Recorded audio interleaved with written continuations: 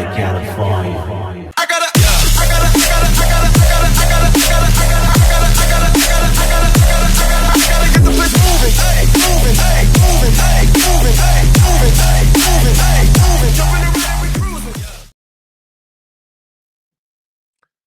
What's up, YouTube? It's me, the artisanmc, and today I'm going to give you my review of the Fantastic Four First Steps.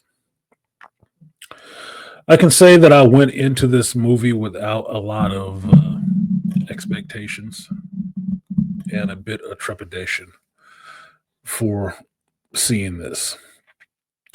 And that was a couple of reasons why. One, I have seen every other Fantastic Four movie that has been made, and I didn't think they were terrible.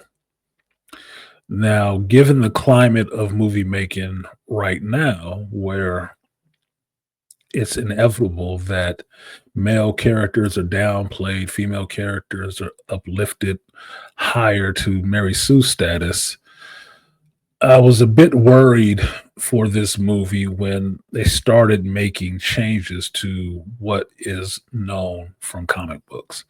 Now, let me be clear that I'm not a purist in that sense, that every movie needs to be 100% exactly the way it was in the comic book.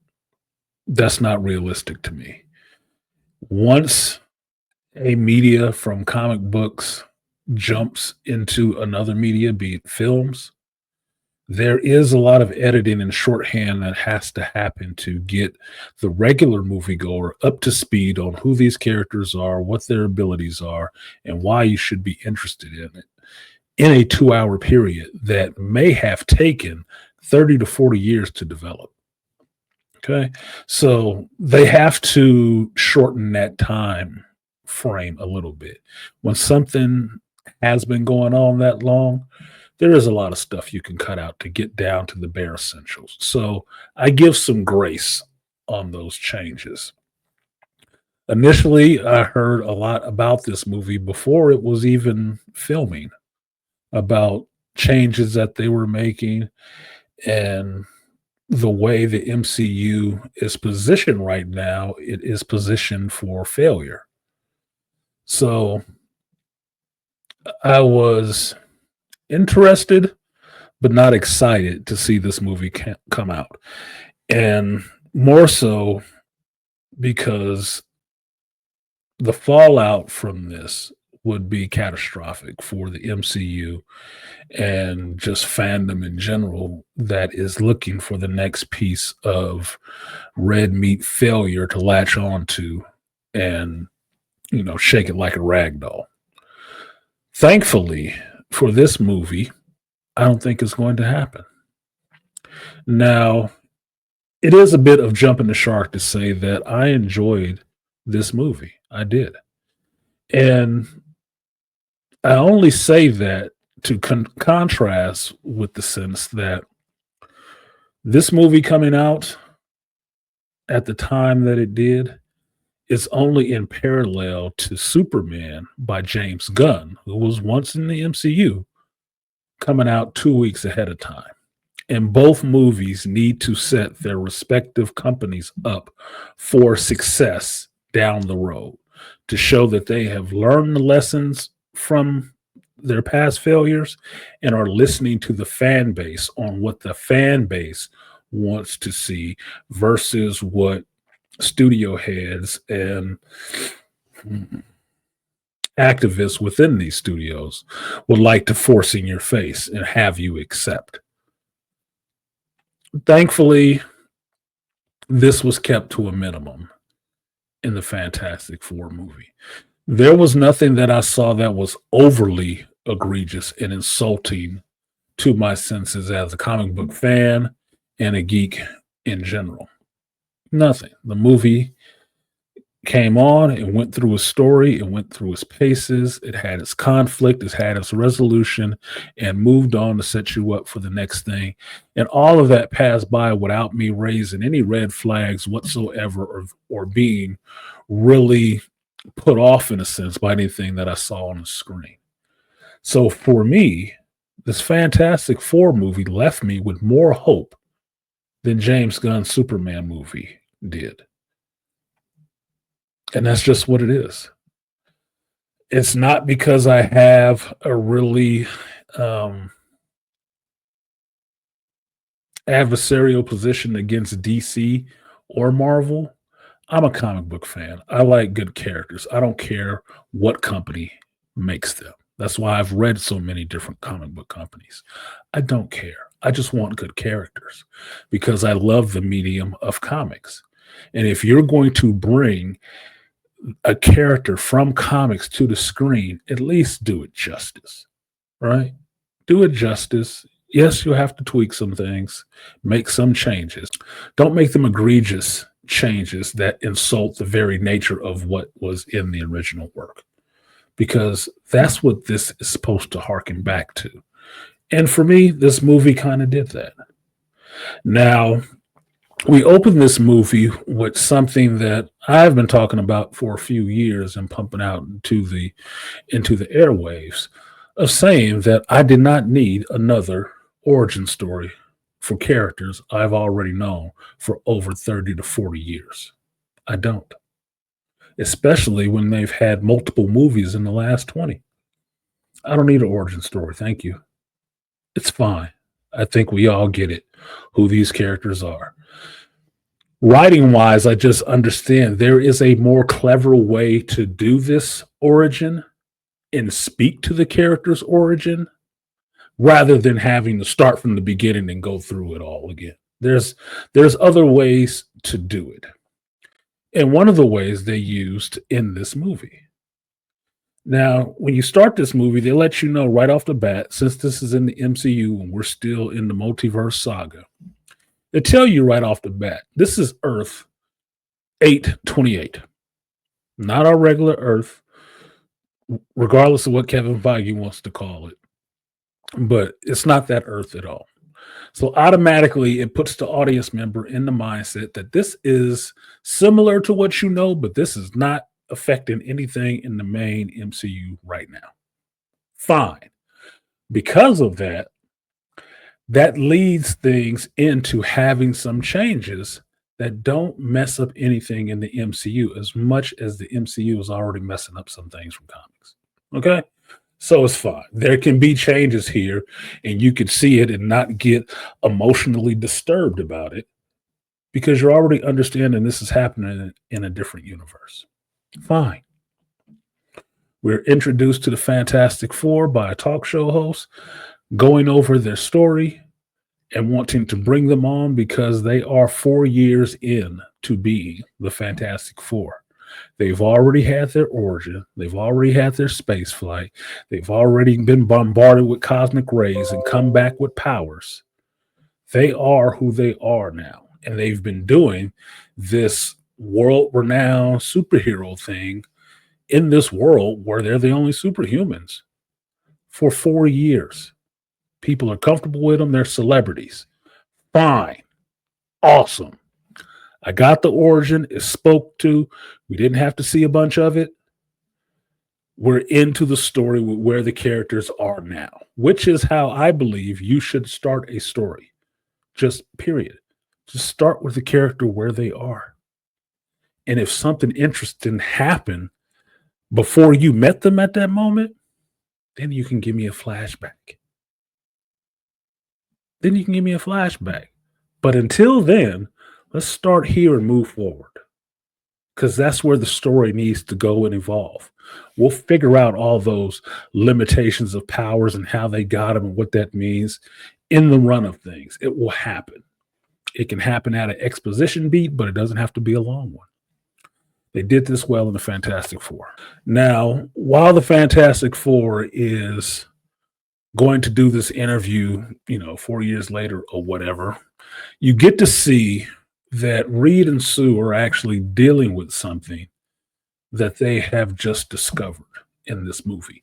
And this, for me, is the center of the movie for the most part, because that through line for this event runs from end to end in the movie. And it is Sue and Reed being a couple. They never said they were married, which bothers me. But being a couple and finding out that they are going to have a baby. They didn't think they could. Being bombarded by cosmic radiation would probably do that to you. But where there is a will, there is a way. And Sue is pregnant and going to have a baby. And for me, this is the fun part of it, being an older guy, a father, husband at one time. This is the fun part of it, seeing a couple go through this because it is a life change. And while they sit there and talk about it's not going to change them, I sat back in my seat and giggled to myself, like, oh, yeah, it is. Things are going to change a lot. Right. So, this through line of establishing these two as a loving couple, that they love each other already before the baby ever came into the situation. So, you can say in this stretch of time, they're an established couple because they've been together for like 4 years plus before a baby ever showed up to the situation. Now, that would rub modern sensibilities the wrong way. But in a traditional sense, that's how it should happen. Now, because the baby is introduced there, their life goes through some changes in addition to still being heroes, still doing things to help humanity and the world that they live in. Then something weird happens. Now, while Reed is constantly doing his science thing, he is getting signals from out in space. And he decodes some of them and passes them off to Johnny to listen to because Johnny wants to talk to him about some costume redesigns, which, okay, it's comic books. Fantastic Four always has new costumes, always. And that's fine. It's totally fine with me. So the fact that we have seen them in their hero costumes, but they're going to be changed within the movie is completely fine for me. Right?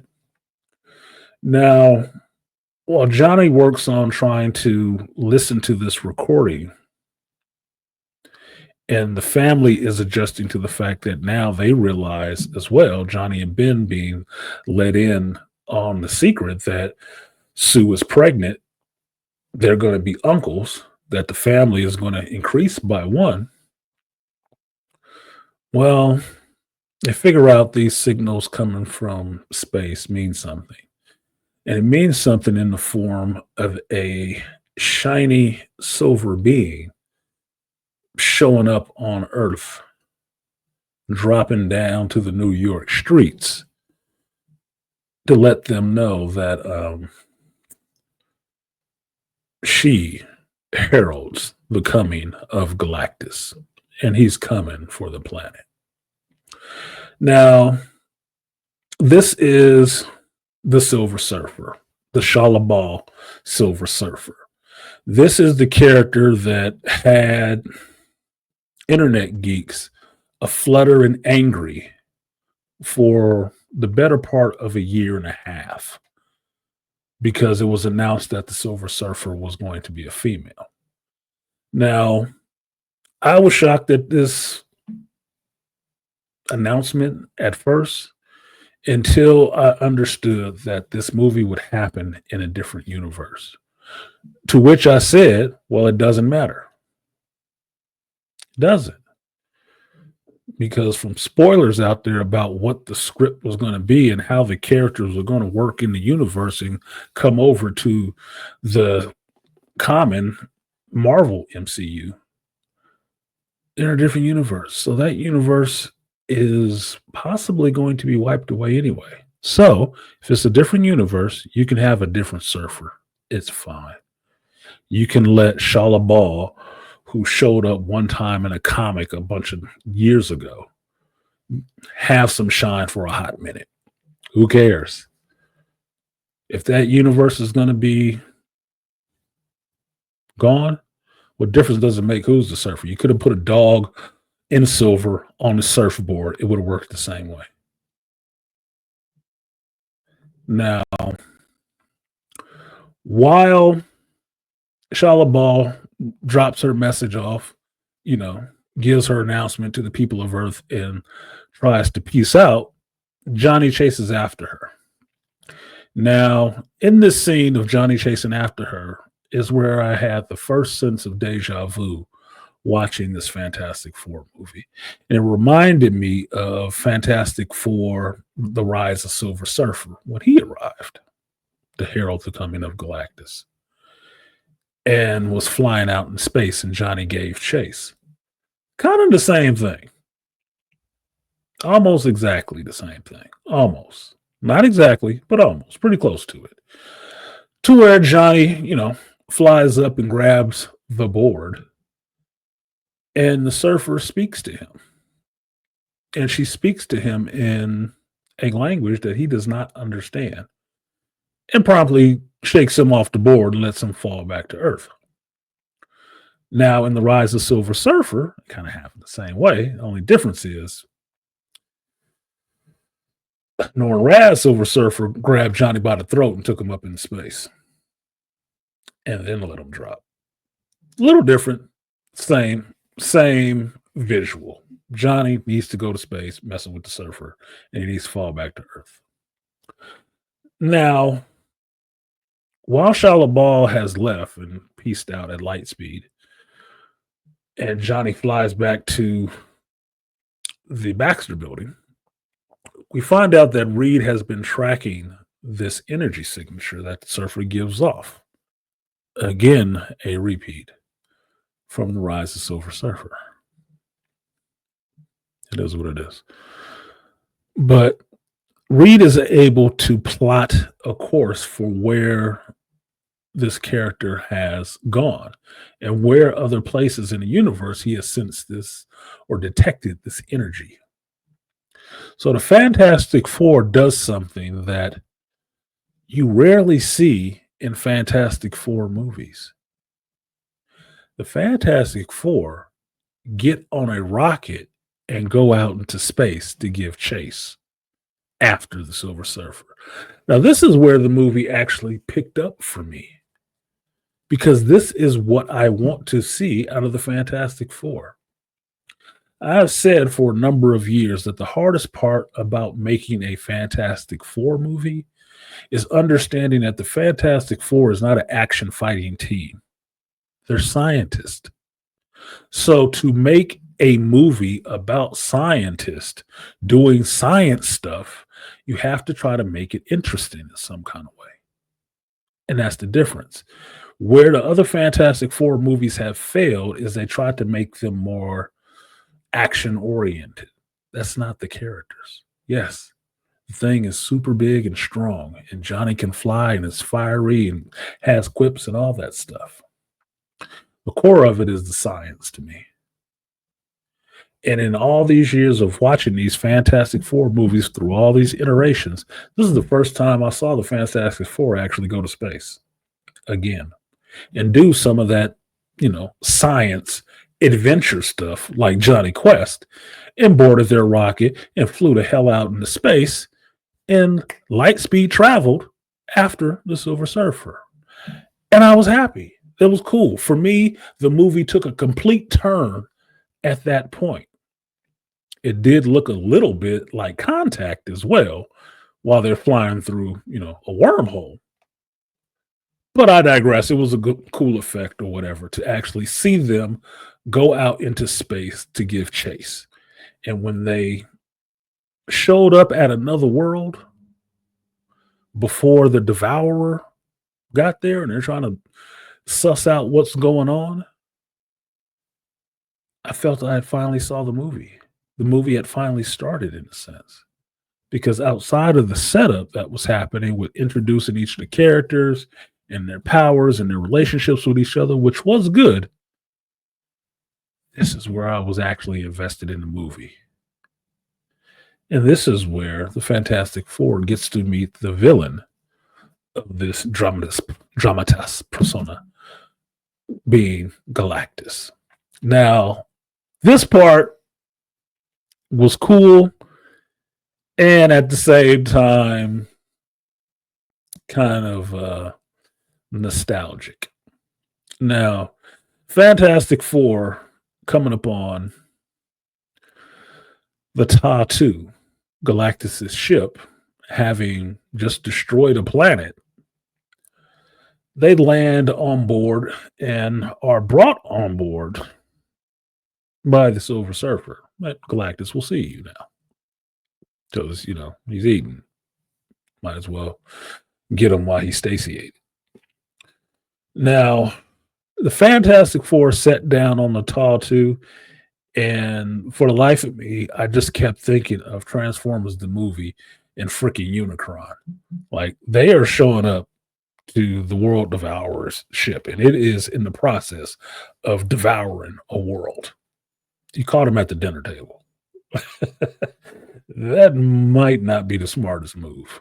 But the Fantastic Four has come here to try to, make a bargain with Galactus to save Earth.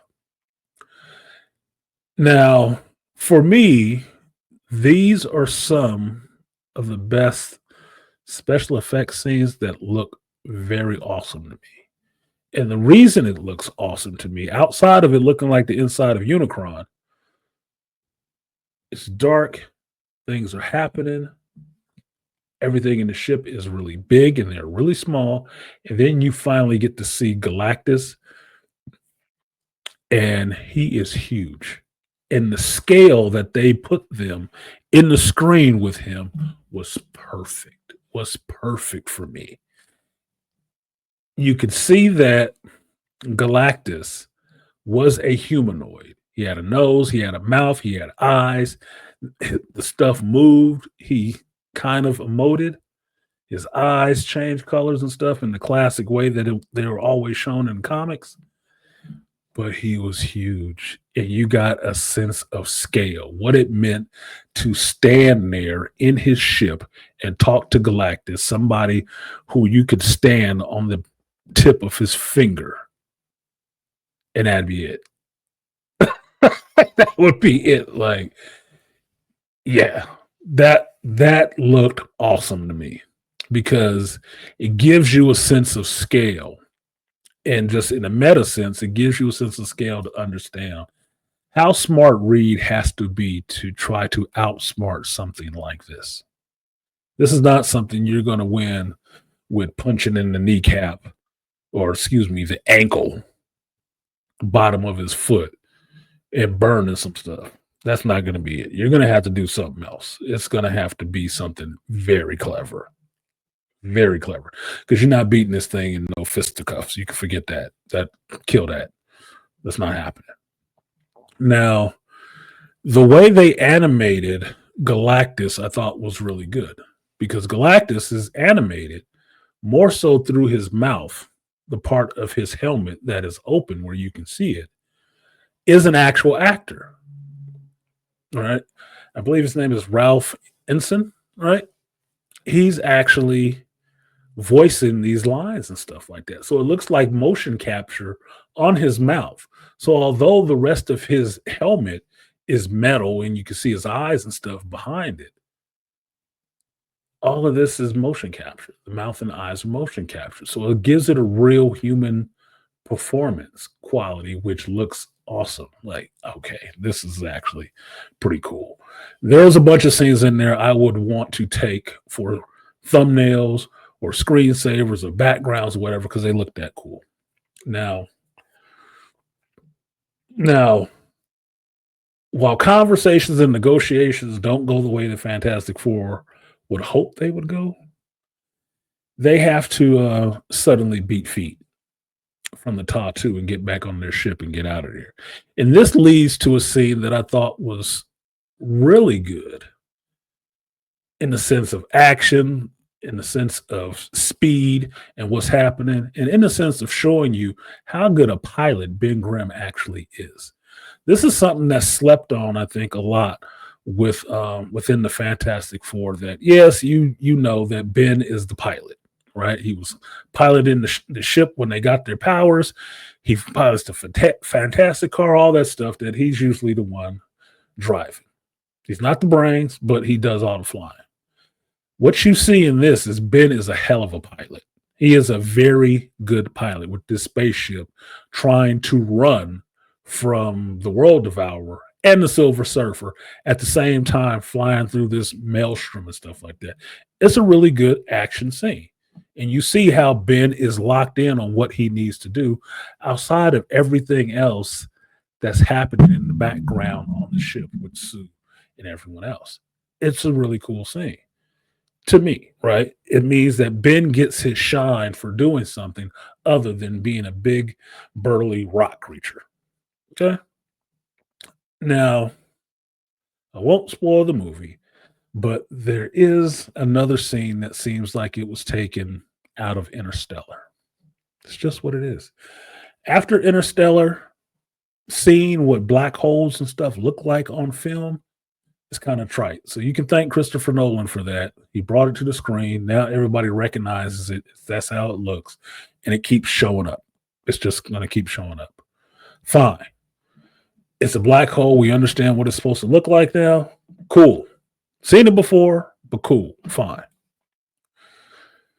Using a black hole, the Fantastic Four is able to escape and come back to Earth. And they come back to Earth with, you know, not good news necessarily. The human race and the people, of Earth believe, oh, yeah, you defeated Galactus. How did it go? And we're like, no, we didn't defeat him. No, it didn't go well at all. And that's where you get the scene from the trailer where Reed is asked the question, are we in danger? And he's like, I don't know. Can you stop it? I don't know. And this brings to light for me something that's really interesting is that sometimes Reed does not know. For being the smartest man in the planet, sometimes he doesn't know and it kills him. It stresses him to no end. You get to see a little bit, not a lot, but a little bit of how much having that kind of weight and pressure on you would kind of break you. It should break you. It's probably a good thing that, his head is rubber because otherwise I think a normal man would have cracked under that kind of pressure because the deal that is offered him by Galactus is a deal that he will not take. And because he will not take it, the Earth is kind of forfeit. Galactus is on his way now. Not later, now. Appetizer over. He's moving on to the main course. Okay. So you see the weight of that decision weighing on Reed and how he doesn't have an answer for it. He can't figure it out. He doesn't know exactly what to do, and he's racking his big brain about it, and it's stressing him. But what you also see in this moment is a scene that I thought was actually golden. And the scene is between Reed and Sue, right? Pedro Pascal and Vanessa Kirby. And they're talking about a solution to this problem and why he can't find a solution. And Sue hits on the fact that Reed does have dark thoughts at times. And Reed sees it as in a pragmatic sense that it's not a positive or negative necessarily. He just has to think of the worst case scenarios to come up with the plan to keep the worst case scenarios from happening. Now, for me, this was an awesome scene because it shows two things for me. For one, it shows the weight of the character, what he must do to come up with these solutions, and how at times men, fathers, husbands have to think these dark things to make a way into the light for everybody else behind them. It is a pressure. It is a burden. It's not something we talk about all the time. It's not something we sit up and cry about. We may have our private moments when we think about that stuff, but we usually don't share that with you. We won't. But this is what's weighing on Reed, not just for him and, the three other people in the family with him. No, the whole planet. That's a huge weight to carry for one person. Huge. So you have to think of the worst case scenarios. If you're not, you're only halfway thinking it out. It's just what it is. Sue can be horrified by it, but Reed has to do it. Otherwise, he would never be ready for anything that came down the pipe. That's just manhood stuff. The second thing that it did for me is it kind of shined the light on something that the more I thought about it, and after watching this movie, I actually want to see this happen in the MCU. It showed that Reed could have a dark side. And it shows you that Reed could turn into the maker. And I'd love to see that. I think, me personally, I've been saying this since I was thinking about the movie coming out. I think Pedro Pascal would kill it playing the maker.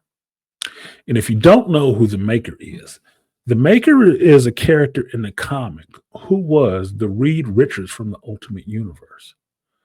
But because of how he grew up and certain failures and stuff that he had, Reed kind of cracked and he became the villain, like an arch villain for the planet. You thought Doctor Doom was bad. No. As far as I understand, in one version, he actually had Doctor Doom being his little biatch. Okay. The maker is a problem because of heartbreak, because of loss. He's a problem, but he's smart. He is super smart. How do you defeat a villain like that? I think Pedro Pascal would kill it playing the maker in the regular MCU. I think he would.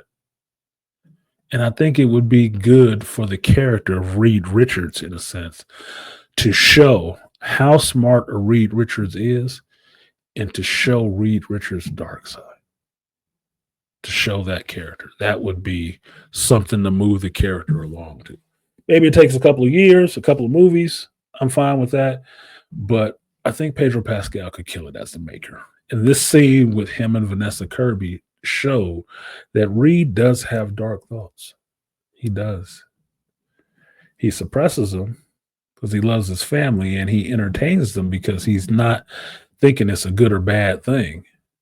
He's thinking of every scenario, regardless, removed from emotion. And that's the key.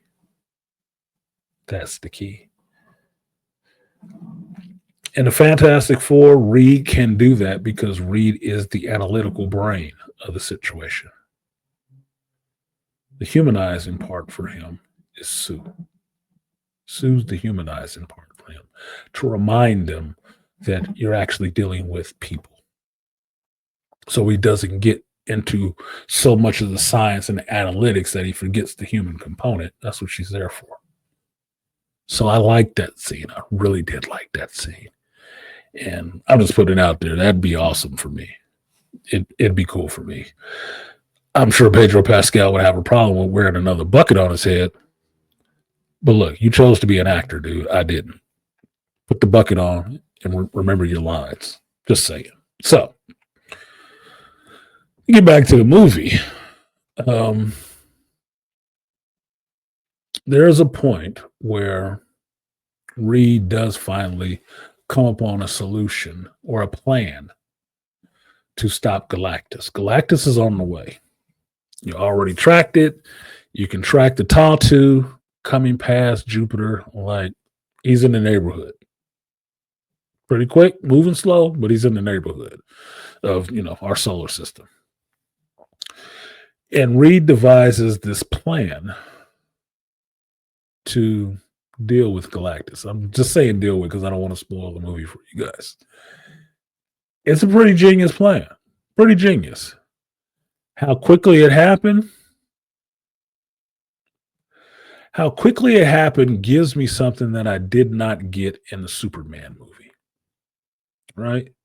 In the Superman movie, the James Gunn Superman movie, he tried to stop a war, right? He stopped a war and then it was going to start again. And these people are massing and crossing borders and raising a flag with his symbol on it and calling out for him. And he's not able to get there to help them, right? even with the help coming for those people, it wasn't really hopeful. Wasn't really, because the characters that showed up are kind of a-holes. All right, nonchalant. Are we doing this for clicks and likes? Good PR. I didn't like that. The scene in the Fantastic Four movie, the world unites to make a thing happen. And it is kind of symbolic of what was happening during World War II, which is why you have certain comics that are worth so much money. Is that for the war effort, the country was giving up paper and metal and stuff like that to support the war effort. And that's why a lot of those comics got destroyed for the paper. And that's why the ones that survived are worth so much money, because there's not a lot of them out there. You see something like that in this movie, and it gives you that same feeling that human beings united for a common cause is a beautiful, hopeful thing to see. That the planet united for a common cause. Oh my God, let me clap for that right now. That was awesome. That was awesome. That was hopeful.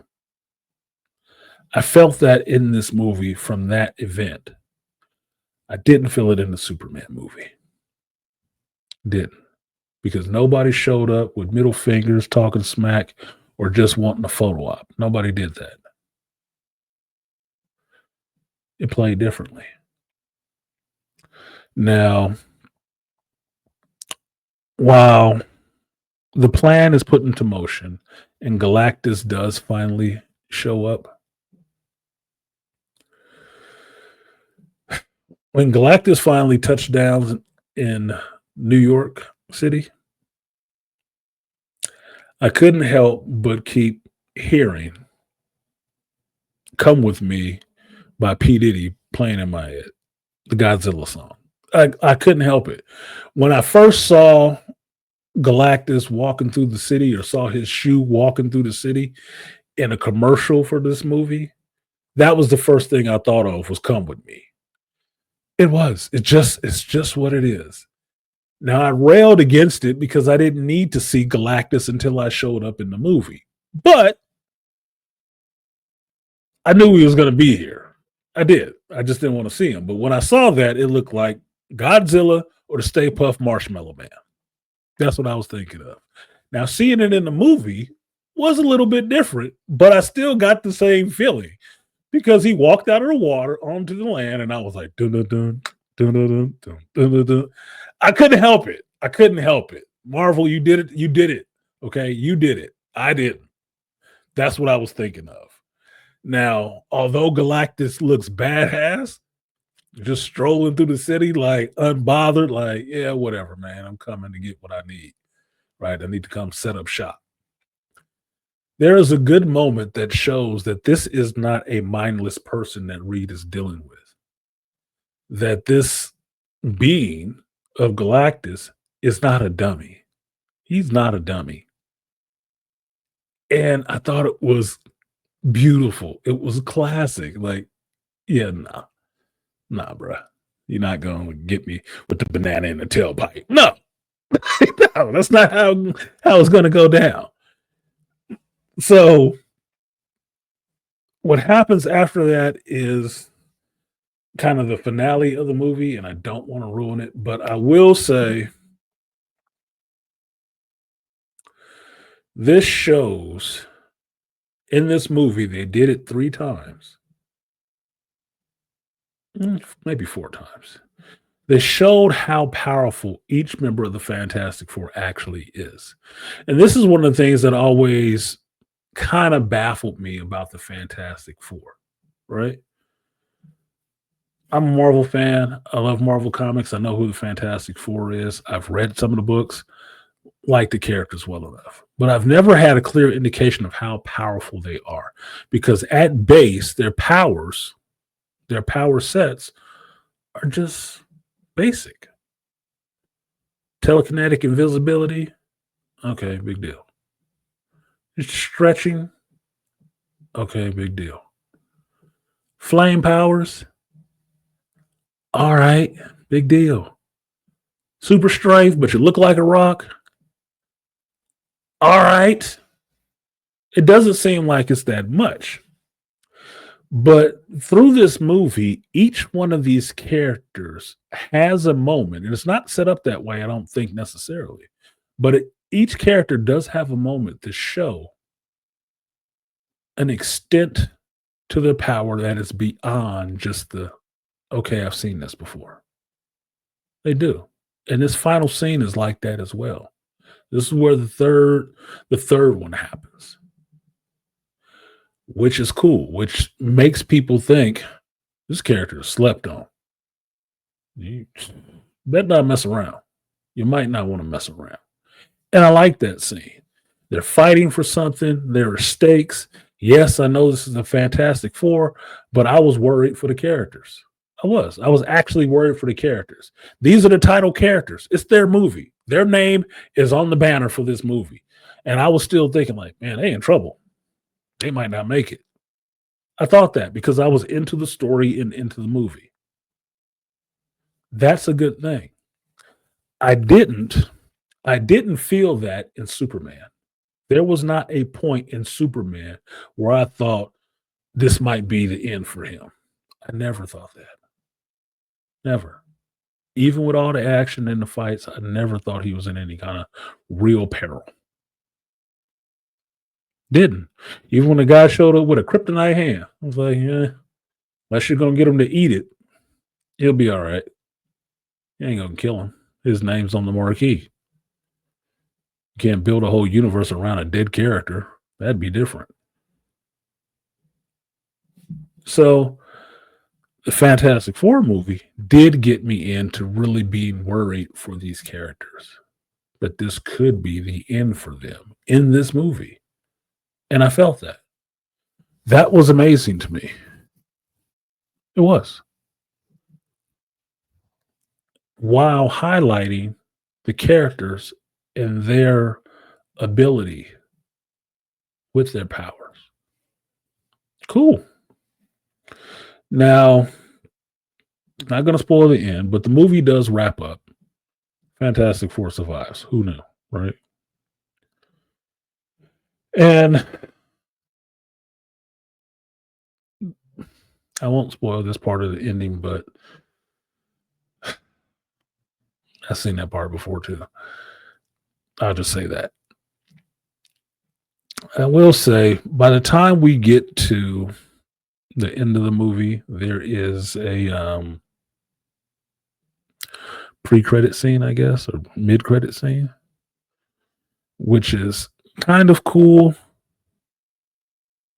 but in some ways looks cheap. That's just my thinking. It looked cheap in one aspect. This was the one scene in a movie that looked like it was actually cheap. There's a prop there and it looks cheap. I'm like, okay. 99% is probably better than 98, but it's not 100 either.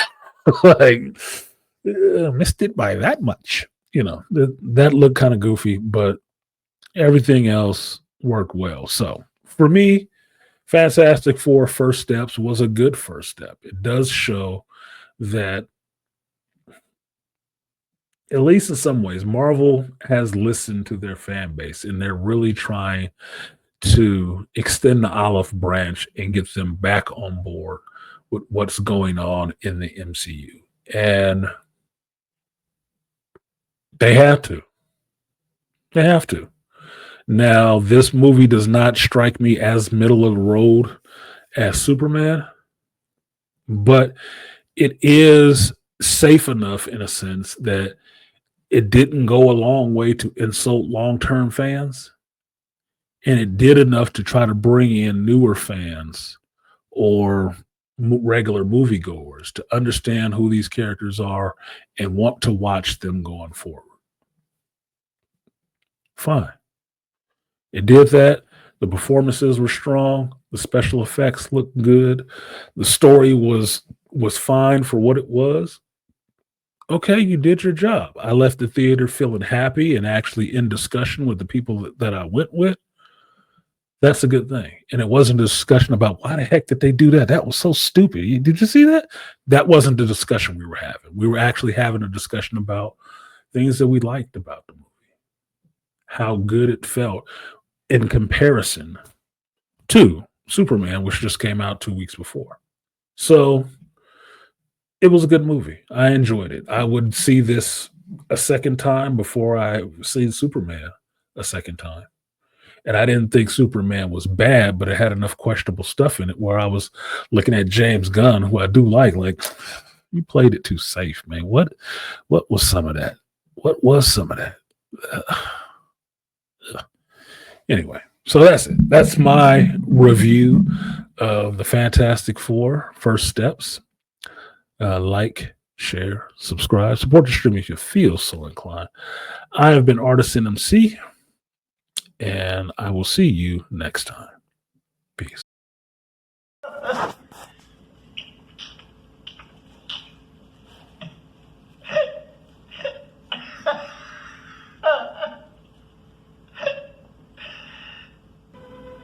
You want to tell it to me? Think you're awake, but it's all an illusion.